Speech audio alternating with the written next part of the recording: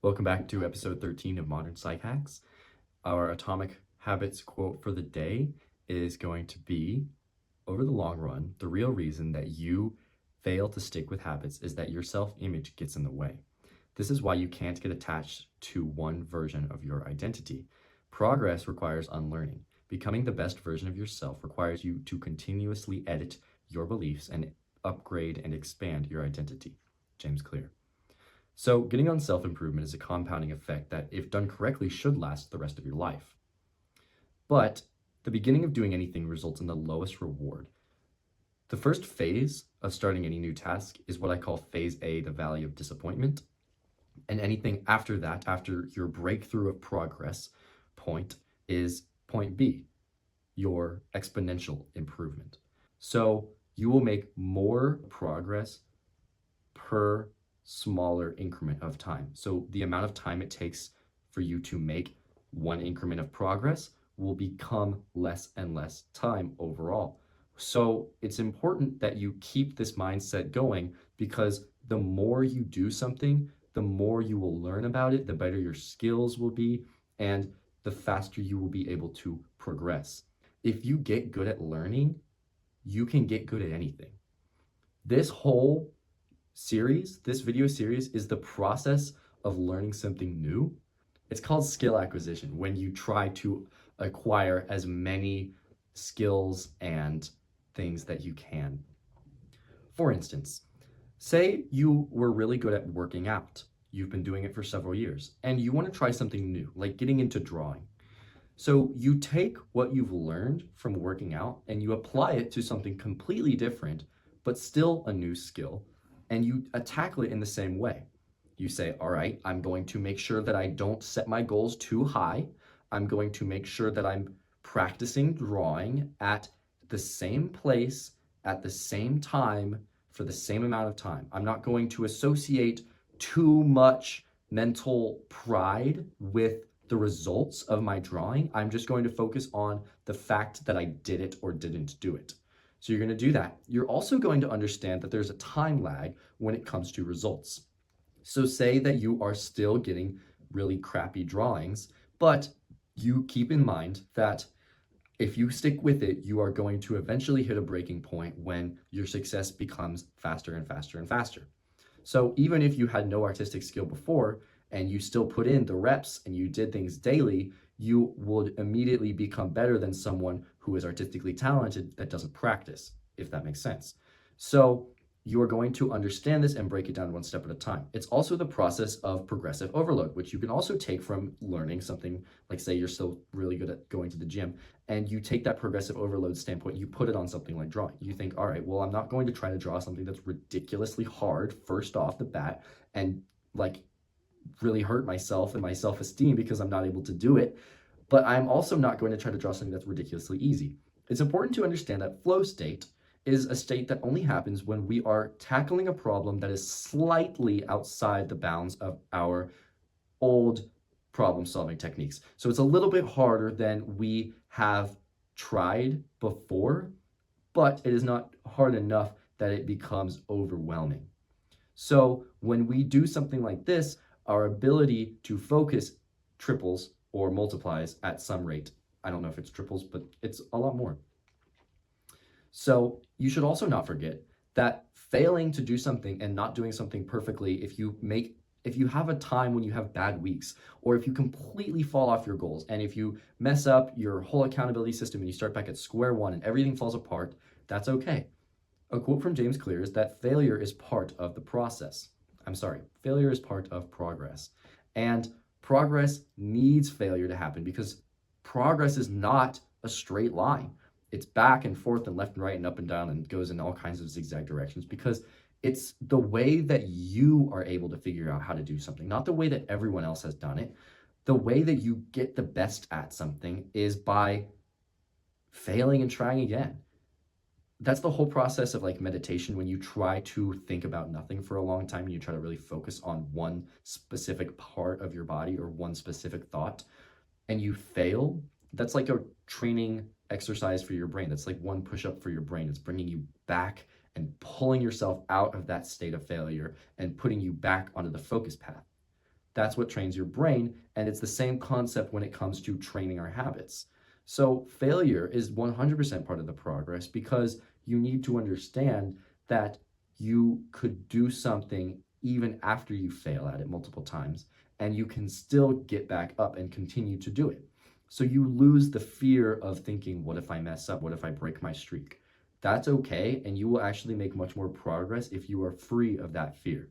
So to say to yourself something positive also when you are doing these things is a major way to get back into the habit of doing something is through positive self-talk and what I call mental verbiage, because it's just the way that you structure the way that you think about something, and you are using not physical, but you are using literal words to reinforce positive beliefs about yourself through justification. For example, say you got back into your old habits of dopamine. You're scrolling on your phone, you've reinstalled all your apps and everything, and then you try to do homework, and you do homework for 20 minutes, and then you mess up. Now, you could say, I'm such a failure, I messed up after only 20 minutes. Or you could say, I just did 20 minutes of straight work without getting on my phone. Good job. I just did 5 minutes of work without getting on my phone. Good job. I just did 1 minute of work without getting distracted and getting on my phone. Good job. It's important to tell yourself good job at the end of things, because that is basically the way that you are experiencing life. You're experiencing life through your own eyes, through your own thoughts. And if you just simply take 5 seconds to say to yourself, wow, I just completed a whole week of a dopamine detox. I messed up a few places, but I've never tried this before and I feel good. Saying I feel good is what 90% of what makes you feel good. And if you tell yourself negative things, that's going to be the way that you experience life. So just remember to be kind to yourself, of course, but also know that relapsing is a big part of the process. If you fall off your goals, start at the bottom again and practice the skill of coming up from the bottom, of learning, of getting out of rock bottom and just doing something that is difficult, even though you mess it up. Of course, we're going to give you the quote from my favorite YouTuber, Hamza, who says at the end of every video, do the hard thing, especially when you don't feel like it. That's the whole process of what we're trying to do here. And if something is easy, then maybe make it a little bit harder for yourself. Who knows? But progressive deload strategy is another thing that really helps. So if you mess up and you get off your goals and you become stuck in a rut again, obviously you're not going to try to do the same weight that you were doing last week or 2 weeks ago. You are going to try to do a weight of difficulty that is less than that, because you don't want to just blow all your motivation out on the first go and fail and then feel like a failure. So you don't also want to tell yourself that you're trying to catch up. You do not want to continuously feel like you have to tack today's failures onto tomorrow's situation, because that is just making your future worse instead of making your future better. Start with a clean slate by doing the things you need to do today. If you have a checklist and you can't check all of the boxes, shorten your checklist. Get to the point that you are checking off each task and each habit today, and then from that point on, you can start adding things on later as you get more check marks. But you don't want to, for example, have a bad day and say, it's okay, I'm gonna wake up at 6 a.m. tomorrow and do all of this stuff first thing in the morning and feel like have a really good day. And I used to do that all the time, and it just wouldn't work.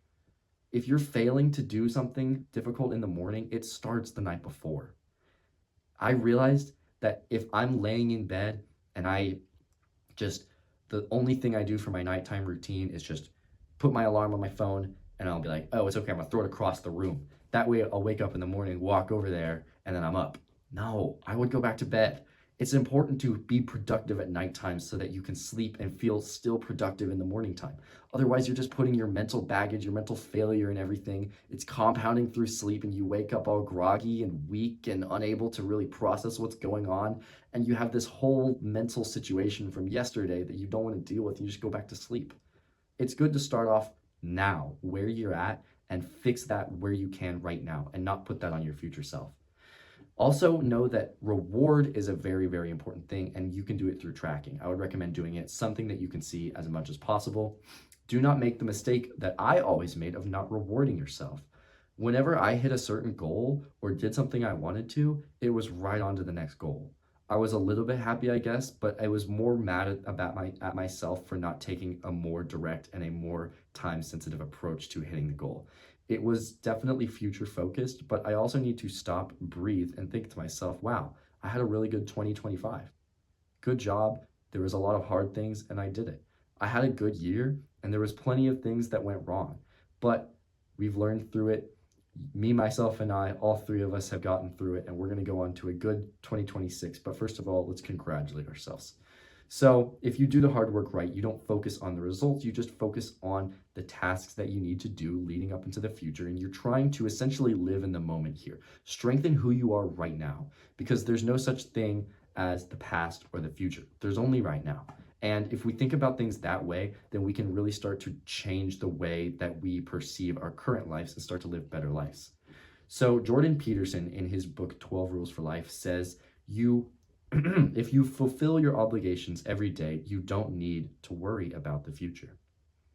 So, thanks for listening. That was just a little bit of a kind of catch up video about chapter 13, some things that I thought were really important and didn't want to leave out. Chapter 14, or episode, I suppose, 14, we're going to be going over mindfulness, which I had as part of the cleansing part 2, but I figured I'd just put it at the end of the video series because it was more something I could add on. So that's essentially the end of building habits. So hopefully you were able to learn a few tips and tricks from psychology hacks of how to use psychology in modern times with the modern issues we have going on and apply that to your life. I hope you took notes. I hope that maybe you'll come back later on to cherry pick some ideas for future habits you want to build. And I hope that this was helpful for you. Keep in mind, you don't have to be perfect. We're just going for momentum here. And we're trying to build each and every day to make it better than yesterday, to make the future version of ourselves proud of the person we are becoming right now. So thanks for watching. I'm not going to ask you to hit the like button or anything like that. I'm just glad that you were watching, and hopefully this is helpful to you. If it was helpful to you, send this series or maybe one video at a time. I split it up into multiple videos for a purpose to someone that you think could benefit from it. I know this has benefited me in so many ways that I can't even describe, and I'm really glad you were able to be here on my journey with me. So thank you, and don't forget that you are going to have a great year and all of this stuff. I just appreciate that you're here, to be honest. So thank you for watching this experiment. I hope that you can move on and create some habits and some goals and some things that you are really proud of to build a life that you are really proud of. So that's all from me, but come back again sometime in the future and come check me out again, and maybe you'll be able to learn something else. Thanks. I'll see you next time.